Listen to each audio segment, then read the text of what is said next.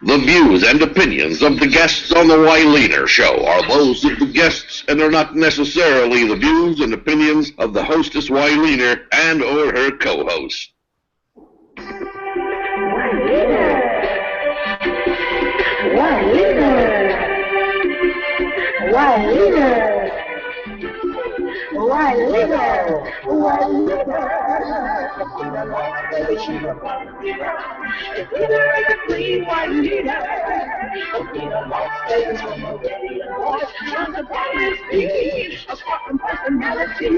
She's always dealing with reality. With love she imparts on sounds of her heart. She knows that the love will make you grow. Come on and find out what you need to know. Running if you don't know. Where the rubber meets the road. I'm not saying the Wyleaner Show.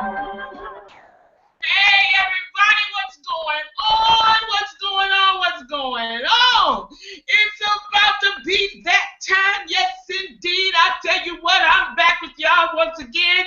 Y'all know what time it is. It's time for the rubber to meet the road up in here. And I'm excited about the show today. I tell you what, I am excited. Seventh-day Adventist versus Muslim and whoever else. What are the differences between the end time prophecies? And we've got Seventh-day Adventists, we've got non-denominational, and we're gonna have Muslim coming up. And I tell you what, it's gonna be on. We are busting a move on y'all right now about the end time prophecies. Yes, indeed. I know you got your questions because I have mine too, and I'm telling you, I want some answers.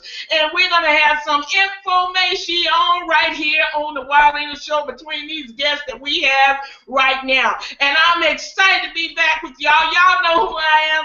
I'm Wyleaner, the Las Vegas Queen of Gospel, and it is gonna be a bomb show. And I want to welcome everybody back, everybody who is watching out there on WyleanerTVShow.com, everybody who is watching on YouTube and Google Hangout and Tumblr and all of our Facebook fans, everybody who is watching out there in Pakistan and who's listening on Spreaker.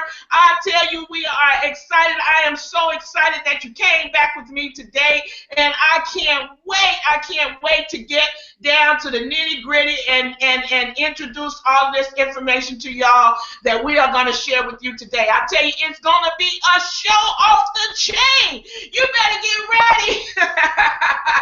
And I tell you, I know you said, where's the co-host? Well, I told you last week, I told you that my co-host can do what she want to do because she's an intern. So she can take a break anytime she get ready. But Wyleaner got to be here no matter what. I've got to bust a move on y'all every single week. And so I'm excited about being back with y'all today. And if I tell you what, we got some guests I'm going to be introducing to you when we come back. But we're going to take a quick break, and y'all know what's going to happen when we come back. The rubber is going to meet the road. We'll see you in just a minute.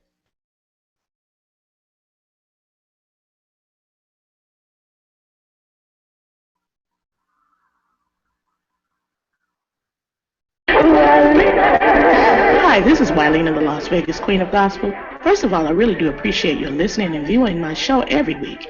I would greatly appreciate your financial assistance as well to keep my show on the air. Please just make some type of contribution. $5, $10, $20, $50, $100 or more, whatever you desire. Please log on to www.WyleanerTVShow.com and click the pay button, or please send your check or money order to Wyleaner, that's spelled WYLEANER,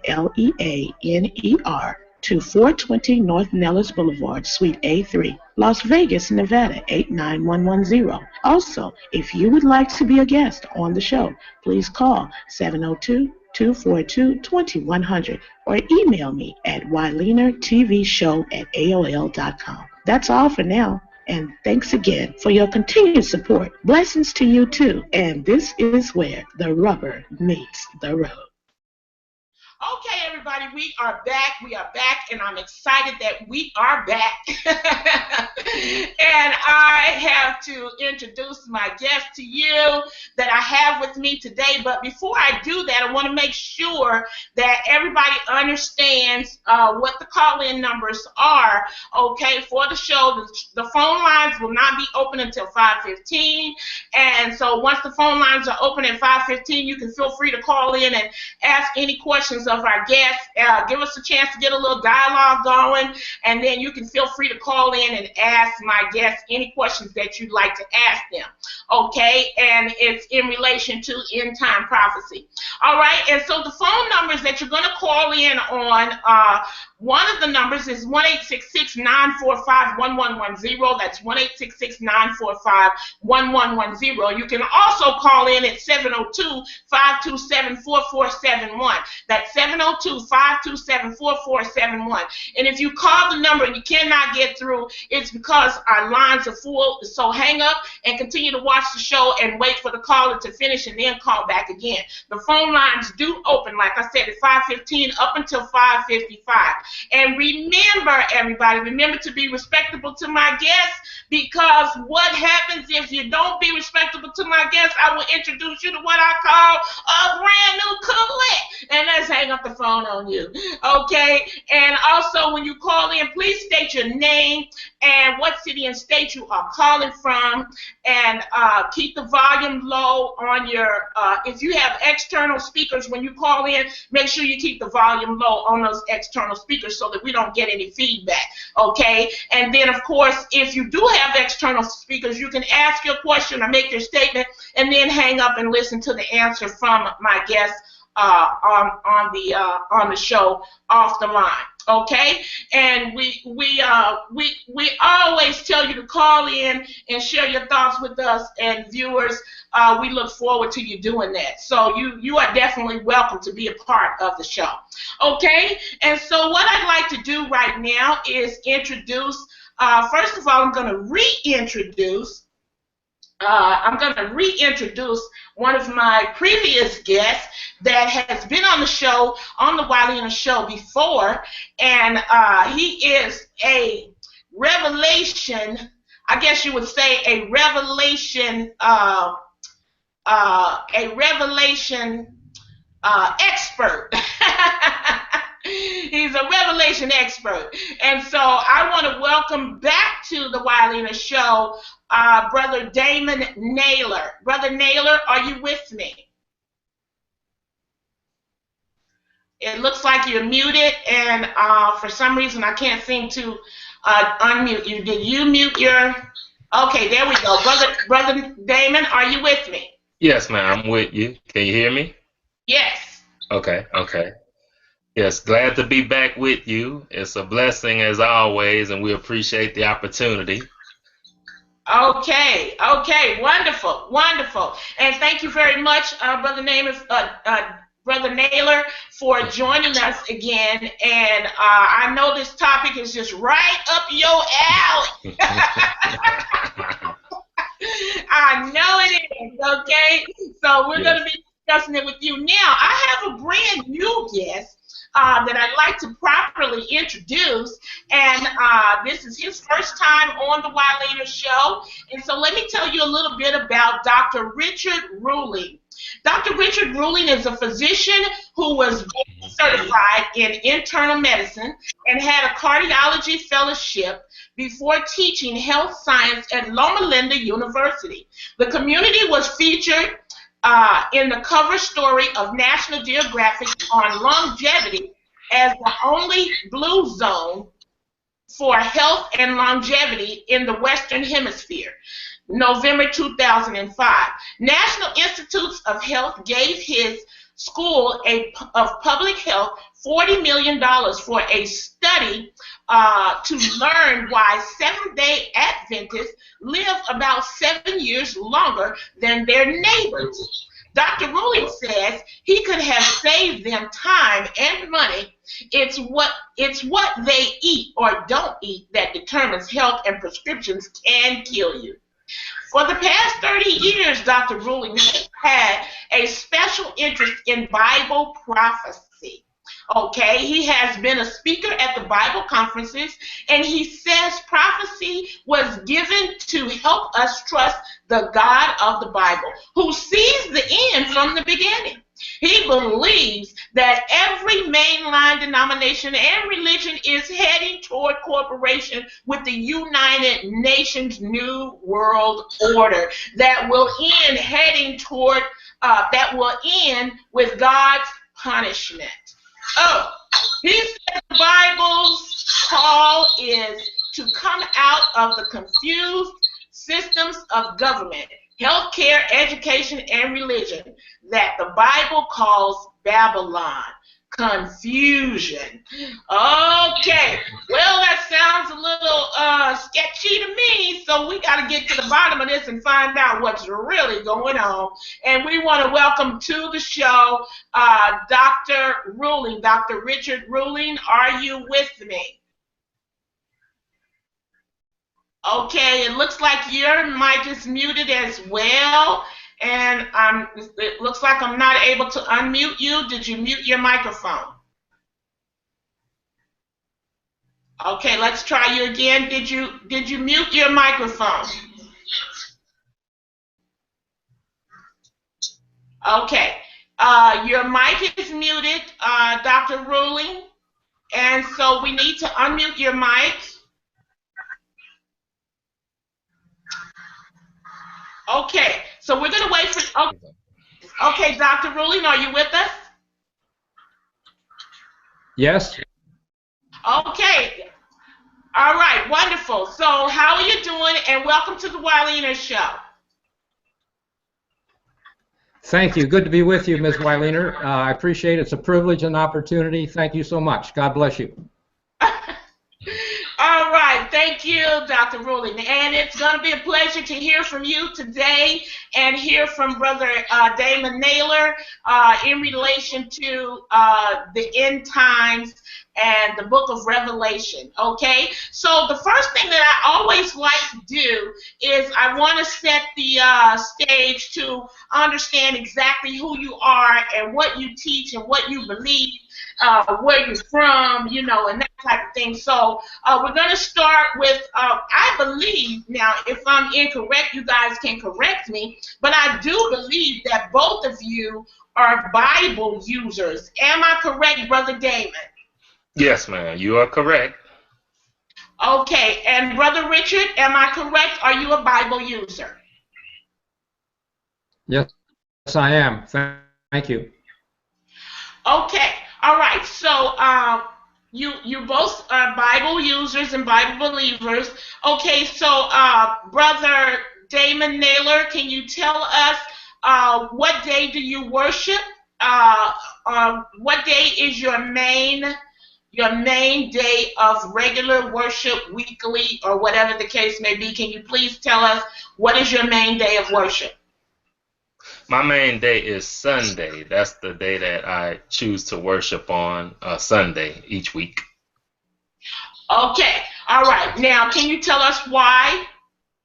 Well, basically, that's just the way I was brought up. I was originally brought up in the Baptist faith, but then even once I transitioned into the non-denominational faith, that's the day that we chose to worship on, which is Sunday, and therefore normally the churches I attend worship on Sunday. Okay, thank you for sharing that. Now, Brother Damon Naylor, once again, on the same topic, is it because it's tradition, or is it biblical, or why do you choose to worship on Sunday? Is it biblical, or it's just traditional because of the way you were brought up and that type of thing? And I noticed that you did say you're non-denominational, so thank you for sharing that with us, because we did need to know what denomination you are from. So is it biblical, or what, your reason for worshiping on Sunday? I would say it's both traditional and biblical. In the New Testament, that's where you find they worship on the first day of the week, which would be Sunday. But I say, you know, mostly it would be traditional as well. So I would say a mixture of both.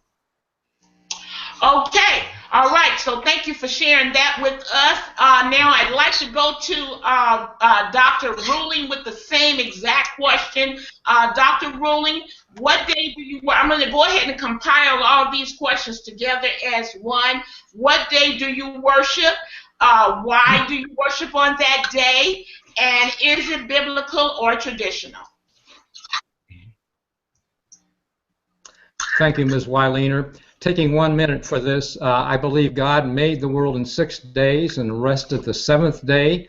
And in the 4th commandment, he gave the Sabbath, the 7th day, as a memorial to his creation. For in 6 days the Lord made heaven and earth, it says. So we wouldn't have any atheists or evolutionists if everybody kept the Sabbath. And I believe that throughout the Bible, Christ himself said it was his custom. He went into the synagogue and preached.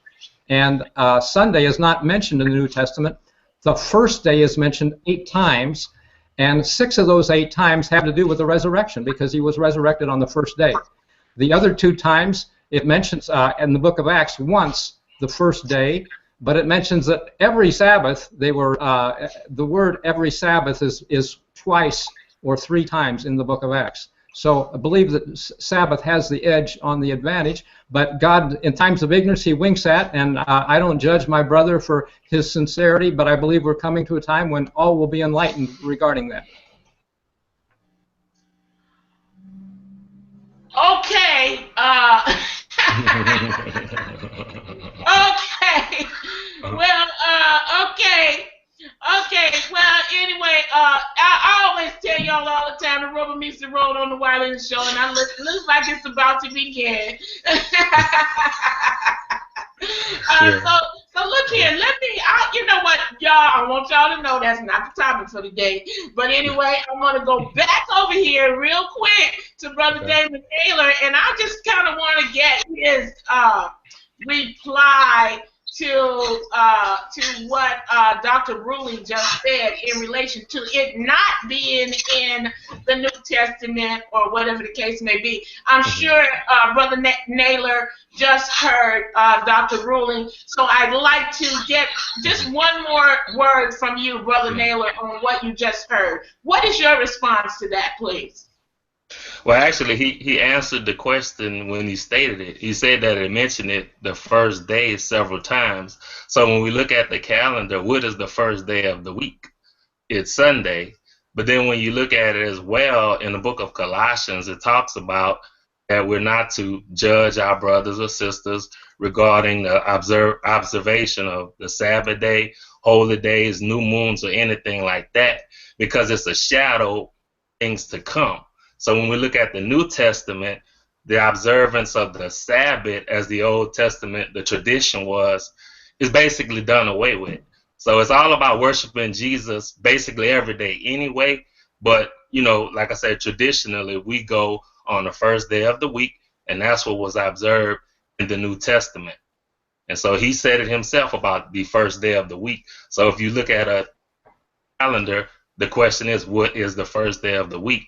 And so that's why when we celebrate Easter Sunday, as we just did, it's the first day of the week, the resurrection, which would be Sunday.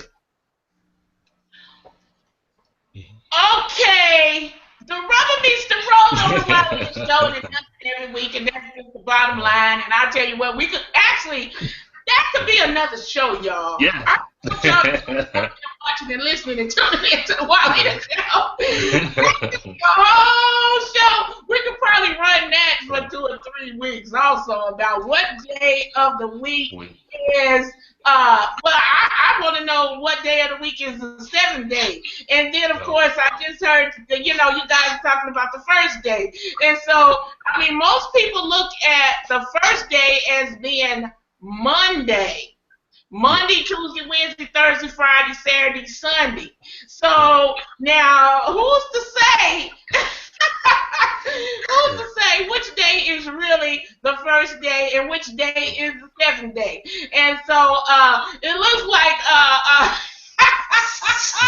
boy, I tell you, I have a ball on my shoulder. But it looks like Brother Dr. Ruhling wants to chime back in one more time on this, and then we're going to get off that topic. Okay, so Dr. Ruhling, I think you want to chime back in one more time. What do you have to say there? Thank you, Ms. Weiliner.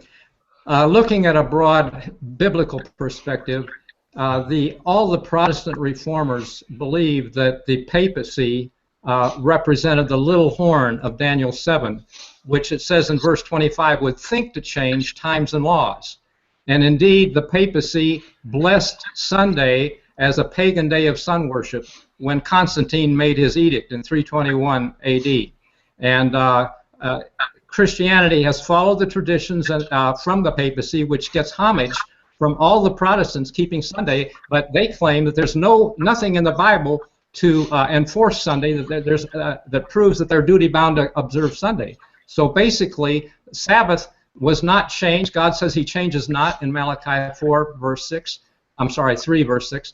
And we look forward to a new world order, though, where it will be Sunday. They will enforce false worship in Revelation 13. And it's going to be trouble for those that worship Sabbath, but I believe the Sabbath is the 7th day and is counted in the God's calendar from a lunar calendar of the new moon. But this is more. I've taken my minute. Thank you very much. Appreciate it. Okay, well, I tell you what, you guys, that's Rubber Meet the Road information from Seventh-day Adventists and non-denominational. 2 different points of view, everybody. 2 totally different points of view. And so that would be something that we would definitely get into on a different show. Okay? But listen, guys, today we are going to be talking about end times, and our topic was also the Muslims' point of view for end times as well. And so we're gonna cover a little spread it out here a little bit from the Seventh-day Adventists to the non-denominational to the Muslims, because we don't want to leave the Muslim out, and this is a part of the topic today as well. And I do believe that next week we'll have a Muslim guest that will be joining us. And so with that being said, what we want to do is I want to share a presentation with you guys. So I'm going to ask you to mute your mics because I do hear a little rustling or something in the background. So I'm going to ask you to mute your mics. And then, of course, what's going to happen is we're going to go to this presentation. And when this presentation is over, I want you guys to have a little bit of a discussion with me in relation to what you just heard. All right? So if you will, let's go to this presentation at this time. And let me just get this ready for you here, and then just kind of kick back and relax. And I think it's going to be about 10 minutes, and then I'll come back to you when this presentation is over. Okay?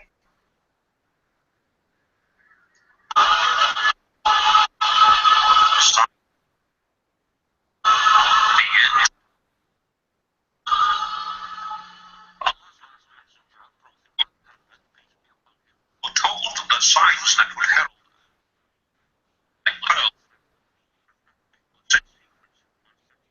they'll occur exactly as in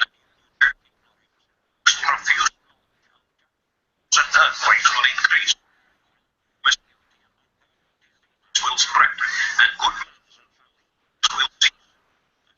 There will give birth.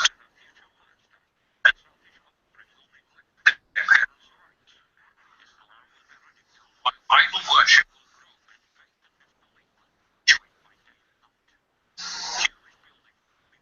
All the things.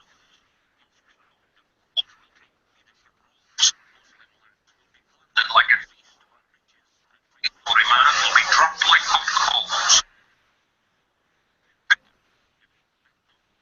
Into one and wild animals. It once was, and Iraq reached his goal. Wants traveling device. You'll see this just like in TV and the internet. Rejected rage and murder will increase without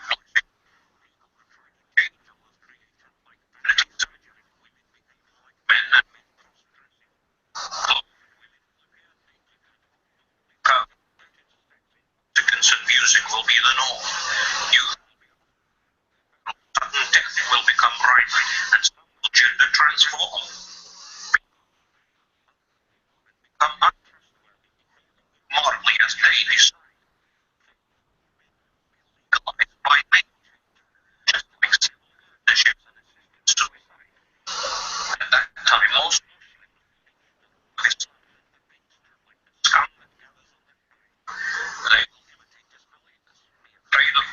partake in great worship. The Jews will to be peaceful, like Zionists. Muslims have to interest-based trends with pay charity and zakat. Utilized market. Third, use many, the pious and oppressive police slave. As righteous scholars pass away, neo-Khawarij terrorists will appear and same faith groups will fight. Imitating Jews and Christians, Muslims will split into 73 different sects, only one being safe and right. In desperate times, the last rightly guided caliph, Al-Mahdi, from Fatima's bloodline, peace be upon her, will appear. Named Muhammad ibn Abdullah, he will unite the Muslims and revive the Sunnah, all authentic and clear. Because of sectarianism, the real followers of Islam will become strangers until they remain only a select few. Obeying their corrupt rulers, Muslim armies will assemble to crush the uprising, and Al-Mahdi they will pursue. Al-Mahdi and his helpers will take refuge in the Kaaba, but near Baydah the earth will collapse and his enemies swallow. Only then will he be chosen as the righteous caliph, caretaking until Jesus or Isa, peace be upon him, will descend after him to follow.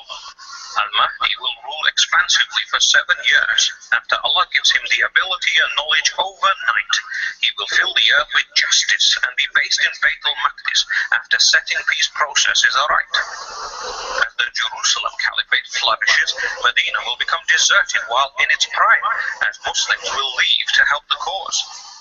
A Muslim and Roman alliance will form until a Roman attributes victory to the cross and the truce comes to an abrupt pause. Many Europeans will convert and join their Muslim brothers, but a coalition of Romans will fight them in uproar until Muslims defeat nearly 1 million Romans near the Syrian city of Aleppo in Armageddon's Malhama War. A group of Muslims will invade India, while others conquer Rome, and then Turkey to restore calm. After retaking Istanbul from occupying forces, they will be diverted to Syria to face the Jaw's harm. Following 3 years of global famine and ceasing rain, the Antichrist will lurk eastwards onto the scene. Al-Masih Abdujjah, the impostor Messiah, will be blind in his right eye, his other eye is green. He will bring famine and drought to nations that refuse his doctrines and wreak havoc for 40 days without relief, deceitfully claiming to be God sent. Before saying he is God, the Dajjal will even raise dead parents to force belief. He will be able to speak to all, just like satellite communication, and travel by air like the wind, just like planes. He will halve and rejoin a man, turn the pious into disbelievers by bewitching confusion, and even control the rains. The Dajjal will have mountains of food and water with him that he'll give to those who pledge allegiance to his path. In tumultuous chaos, this slave of Shaitan will cause man's ultimate tribulation and bring down Allah's wrath. Even Noah, or Nuh, peace be upon him, warned about the Dajjal. Whoever enters his illusion of heaven will actually enter hellfire in disguise. Reciting Surah Kahf will protect against him, and kafir or disbeliever will be emblazoned between his eyes. 70,000 Jews and Persians will join his army from Isfahan in Iran. The Dajjal will have an angry demeanor. Tremors will flush Muslim hypocrites out, but angels won't allow him to enter Mecca or Medina. At Fajr time, the Dajjal's army will have the Umayyad Mosque in Damascus besieged and surrounded. The Adhan will be called for Imam Mahdi to lead prayer, but suddenly everyone will be astounded. Jesus, or Isa, peace be upon him, will descend near the mosque's white minaret as a major sign that the end is at hand. Isa will insist Imam Mahdi lead the prayer as a final act before he takes over the Muslim command. Wearing a saffron robe, his hair dripping wet, Isa will return as he left on the wings of 2 angels from the sky. He will kill the Dajjal at Lod's Gate, currently by the airport close to Ramallah, and like sodden salt he will melt and die. Any disbeliever within his sight will be destroyed by Isa's shower-like droplets and breath. There will be no hiding place. Even a rock or tree will expose Isa's enemies and bring death. Isa will destroy the Jaal's followers and rule using Prophet Muhammad's, peace be upon him, Sunnah and the Quran. He will destroy crosses and pigs, abolish jizya tax, bring peace and unite the world together by Islam. Horrifically, at that time, from their barrier, Gog and Magog, or Yajuj wa Majuj tribes will break free. Vile human troglodytes, being jealous of all land-dwelling humans, they'll begin an extermination spree. Yajuj wa Majuj's swarms will contain so many that they will drink the Sea of Galilee dry. Escaping Dhul-Qurnayn's iron barrier, they'll hurl spears which will return bloody from the sky. As Yajuj wa Majuj cause utter destruction, Isa will climb Mount Sinai or Tur near Tabuk and pray. Allah will then send insect-like worms that will kill all the hordes as if they were a single organism in one day. Decaying like locusts, Allah will send huge birds with necks like camels to take their rotten corpses away. Muslims will continue lighting fires using Yajuj wa Majuj's bows and arrows for 7 years after that day. Isa will beseech Allah to refresh the earth, and the Most Merciful will send a special rain. Fruit and livestock yields will become huge, and even soilless rocks will sprout seeds and grow grain. A pomegranate skin will house 3 men. Fruits grow massive.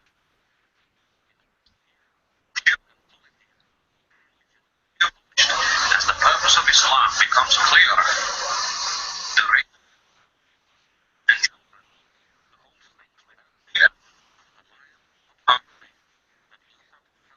in paradise. Family die. Be buried. Muhammad's grave.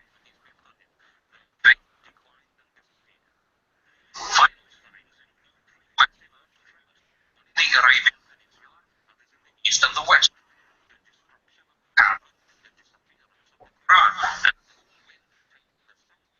The beast of the will appear, and the sun will rise the other way. A fire clouds will erupt from Eden, and the truck Israfil to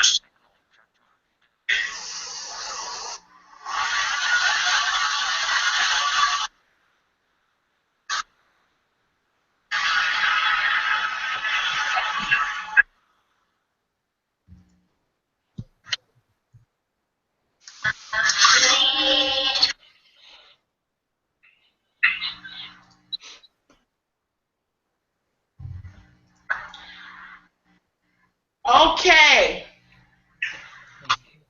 Guys, if you will, please unmute your mics. And I'm going to give each one of you the opportunity to discuss with me.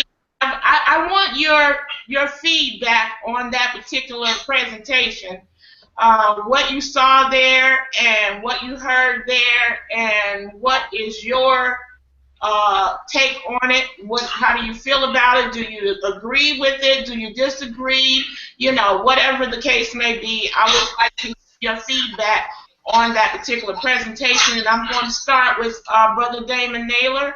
And you are not here to agree with the other one. I want your own personal, honest opinion and your own thoughts about what I just shared with you today.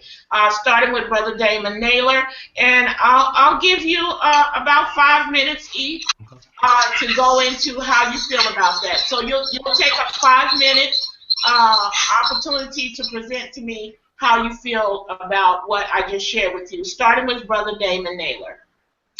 Okay. Well, it fits perfectly with my perspective of the end time. Well, not actually my perspective, but the biblical perspective, and it goes line upon line what I basically discussed in my book that I just published there. And so what it is, we see the connection or the correlation between the prophecies in our Bible also intersecting with the Islamic prophecies. And so several characters were mentioned, and that's what we want to look at. First of all, we heard them talk about this character called the Mahdi, or the Mahdi. And this guy is going to be the militaristic figure for Islam, who's going to come into power and have lots of control basically over the earth. And then we also hear about this character called Issa that comes. And what he is what we would call in the Christian faith the false prophet. And so he will basically govern and rule in the spiritual realm, and they will work hand in hand to basically wreak havoc upon Christians and Jews across the world, and namely in Jerusalem, because Jerusalem is going to be the center place and the centerpiece for everything. He also in the video you heard them talk about, I think it was the Jah, and that basically kind of corresponds, it's not just one, but we have two witnesses in the Bible helped with the rebuilding of the temple, and they were prophesied 3.5 years, and then the beast that ascended from the pit will kill them, and their bodies will be dead for 3.5 days, and then they'll be resurrected. So that kind of goes hand in hand with that. But like I say, in the Christian faith, we talk about and discuss the two witnesses. And so when you look at it, it's basically line upon line, and there are many striking similarities which show that the Antichrist is going to come through the Islamic faith. And when you look at it, in Revelation, it talks about the people were beheaded because of their faith and, not conforming to Islam. And we know that they practice that as a form of execution. We also know, well, many people don't know this, but in places where the Islamic State or the Caliph is, then you have basically one of three options. You either convert, you get beheaded, or you pay what's called the jizya tax. And they mentioned the jizya tax. And so what happens when the spiritual leader Issa comes, he's going to repel and remove the jizya tax. And so instead of a person paying the jizya tax, they will only have two options, which is either conform or be beheaded. And we see throughout the book of Revelation that it talks about that. We know a lot of people are going to be killed during this time. It's called the Great Tribulation. And that's one of the main things that they do is behead those who don't follow the rule. And like I said, there are many prophecies and just scriptures that confirm and show that this is it. It's coming through Islam, and one of its main tenets is that it denies Jesus Christ as being the Savior. And we see in 1 John it says that is the spirit of the Antichrist, the one who denies that Christ has come in the flesh. And like I say, it's about 9 questions that I present in my book that lets you know, without even just give you the answer. If you answer those 9 questions, you will see that this is where the Antichrist and the false prophet are coming through this faith. And everything we're seeing going on today with these recent bombings and attacks and all that, it's all a part of this end time event. This stuff is basically been, we know it's been in the process of being set up. Satan has been practicing all this time, but this is it right here. It's coming through that movement, and it's not by coincidence or by accident that the Islamic faith is gaining so much strength and power and control, because hey, this is behind the scenes. It's the enemy that's doing it. And so that depiction, that video you just showed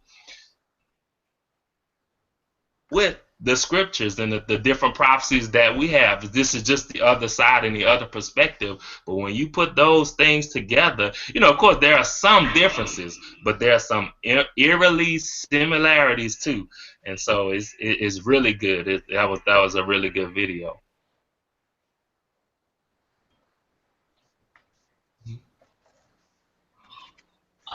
Okay, well, all right, Brother Naylor, for sharing your perspective and your point of view with my listeners and viewers. So now I would like to go to Dr. Ruhling.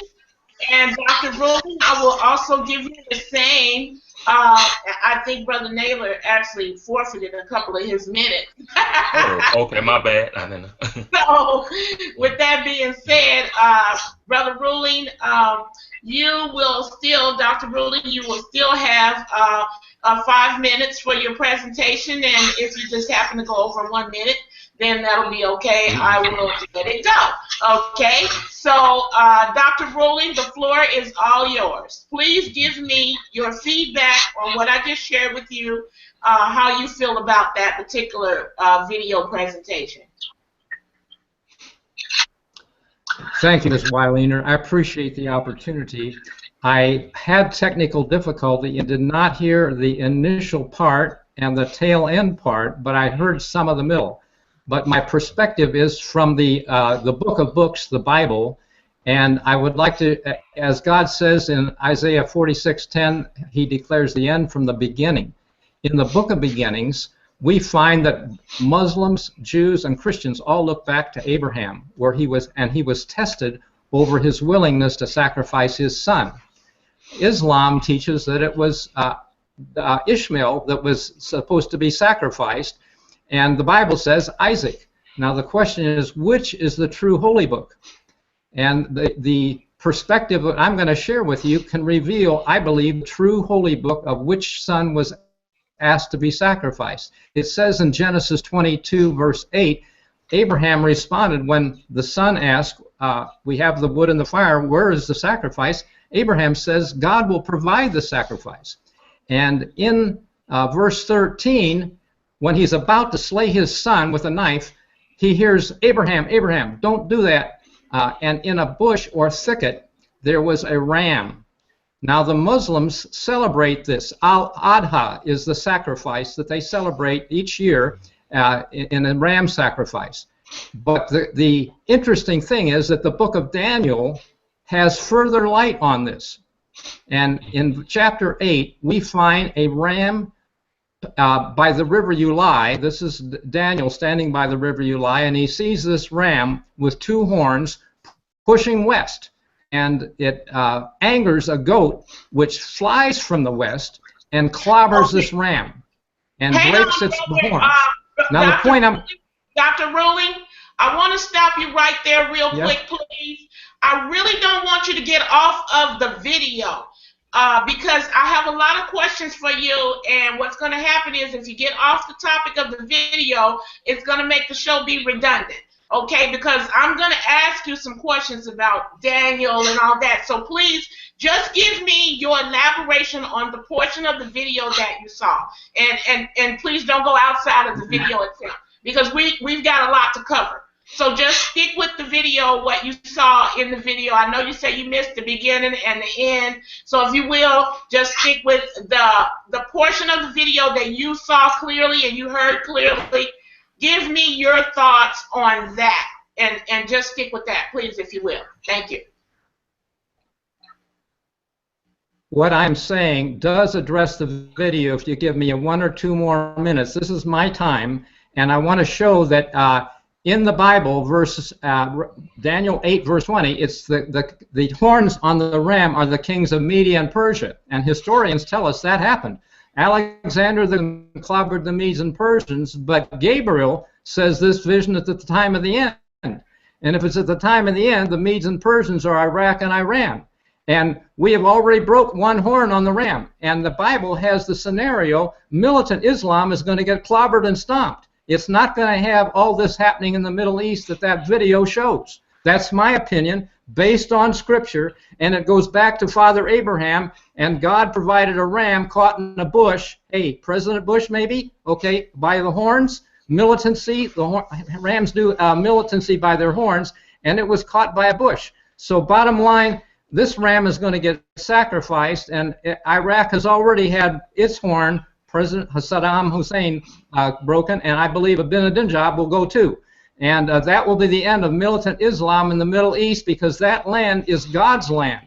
It's a land of the covenant. It's for Abraham's seed, which could include Muslims if they're peaceful. But the land of the covenant is about the laws of the covenant. And right now, as a Messianic Jew told me, a rabbi, that God is going to clean both houses before he puts them together. He has Israel and Judah. And the Jews in Israel, 80% of them are not religious at all. 10% are Orthodox and hate Christians, and there might be 10% that are favorable. But when the beast situation comes, a new world order, and you can't worship on any day except Sunday worldwide. That land over there is for Jews, people who keep the Sabbath, and I'm a Sabbatarian. I look forward to going there, and I believe it will be peaceful at that point.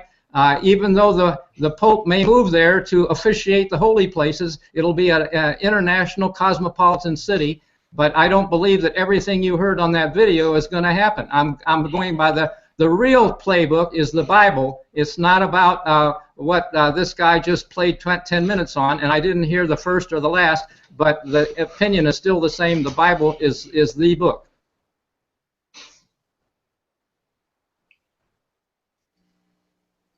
Okay. Okay. So now I heard something from you, Dr. Ruhling, that kind of struck a nerve a little bit there. You said something in relation to the Sunday worship being part of. Can you repeat what you said in relation to Sunday worship being part of the end times or something? You said something about that. Yes, in Revelation 13th chapter, the beast of New World Order will compel everybody to that they cannot buy or sell unless they have a certain mark that they're going along with the system, and it's false worship. It says so in the Bible, and the mark it includes the number of a man, 666, and so on. Well, if you were to Google this 666 and the Pope's title, Vicarious Filii Dei, it spells 666, Vicar of the Son of God. Well, I don't think so. You know, basically, I don't think he's the substitute. And one of his titles is Lord God the Pope. I don't think so. Lord, by the way, is the translation of Baal. In Elijah's day, they had Baal worship, and the translation of Baal is Lord. Well, we worship the Lord, but we don't have the name. And I'm just thinking, hey, in the end time, we're going to know God's name. And I don't think it's the name of the moon god, Allah. I think that there's a different name. And we can go into that later, but that's not what you asked. So, hey, thank you for giving me this point. I believe that the New World Order is going to compel false worship, and it won't be on Saturday or Sabbath. Okay. Okay, that's from wow, boy, I tell you, I get tongue twisted on my show sometimes. The rubber meets the road on the Wiley show. And so what I just heard from Dr. Ruhling is that there's going to be some type of order for worship on Sunday, and so I got to go back over here to my non-denominational guest. That was coming from the perspective of Dr. Ruhling, Dr. Richard Ruhling of the Seventh-day Adventist. Now, I got to go back over here to my non-denominational Brother Damon Naylor, and I just want to hear, Brother Damon Naylor, are you understanding that there's denominations out there, or at least on the Seventh-day Adventist side of the spectrum? I'm not sure which other denominations, probably Messianic Jews as well. How are you feeling about, due to the fact that you are a Sunday worshiper, how are you feeling about hearing that this may come about as a well, anyway, you heard what he said. Yeah. You heard. So I want to have you to just kind of chime in on that real quick.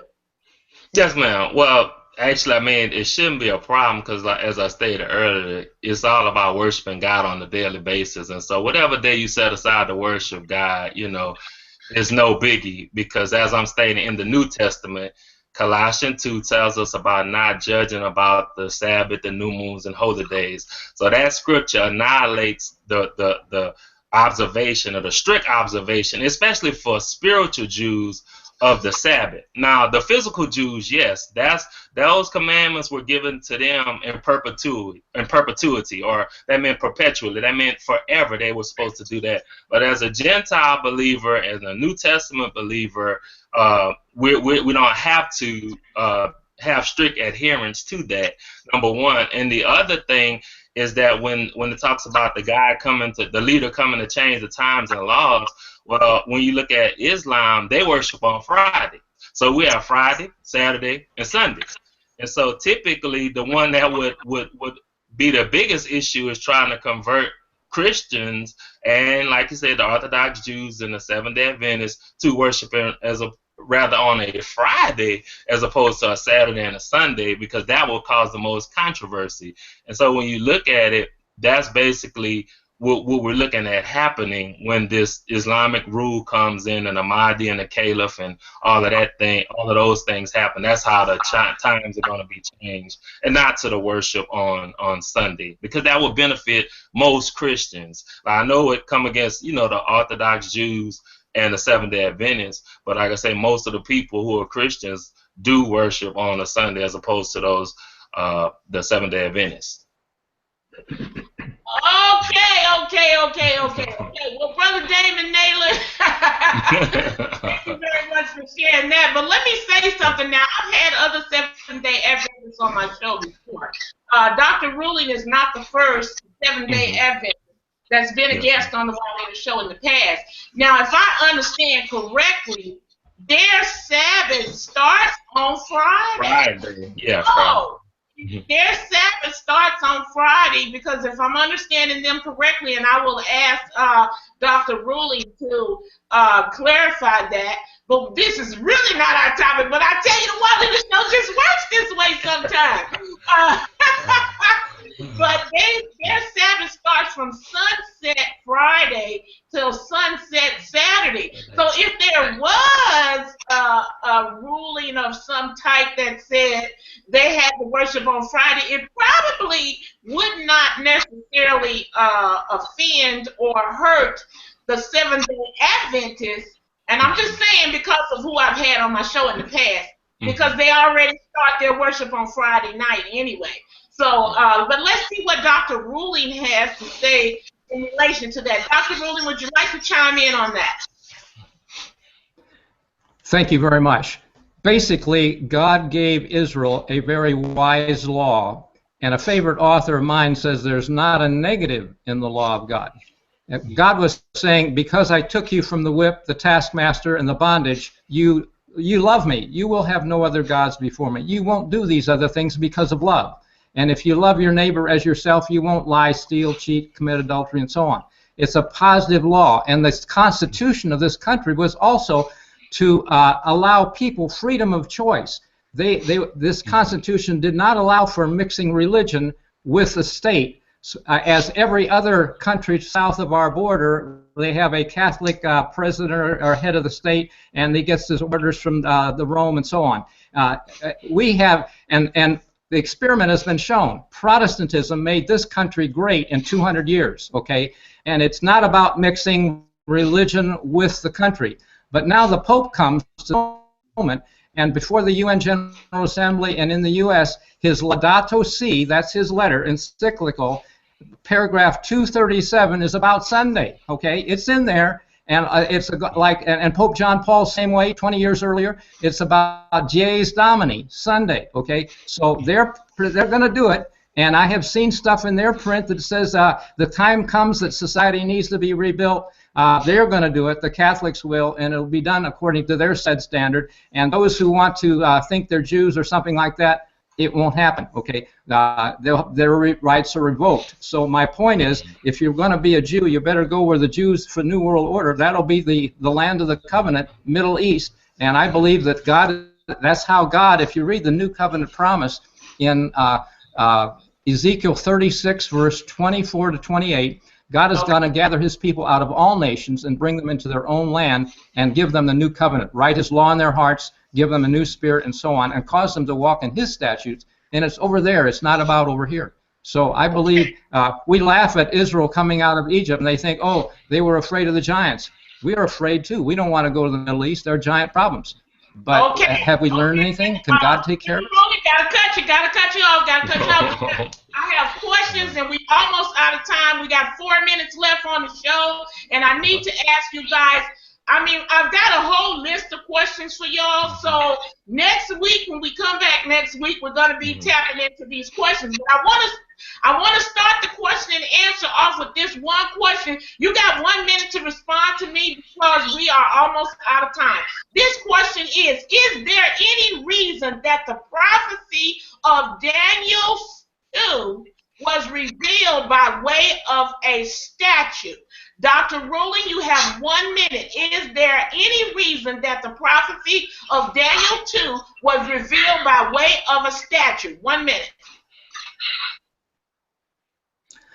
Yes, I believe it was a statue. Head of gold, chest of silver, thighs of brass, legs of iron, feet of iron and clay, and then a stone comes and smites the image feet, and it topples over and becomes chaff. And that's what the kingdoms of this world are about to do, as the stone kingdom in the end time smites these kingdoms. And the governments are already beginning to fall apart. And with money goes, hey, it's going to be lawlessness worldwide. So we are seeing end times incipient right now, and the only thing that's going to make us strong is faith in God and knowing what His plan is. So we better get our Bibles out and read them, basically. Thank you. Okay, thank you, Dr. Ruhling. Brother Damon Naylor, same question. Is there any reason that the prophecy of Daniel 2 was revealed by way of a statue from your point of view? Yes, it represents the Babylon, Medes and Persians, and then the kingdom of Grecia, and then the fourth and final kingdom. And as he said, the gold, the silver, the brass, and then the iron at the end. And so that statue represented the different, the four major kingdoms that will have dominance in the earth and rule a huge area of land and would have a direct effect on God's people. And so that's why he used the statue, and he also, those animals that he used, the beasts, align with that statue as well. Okay.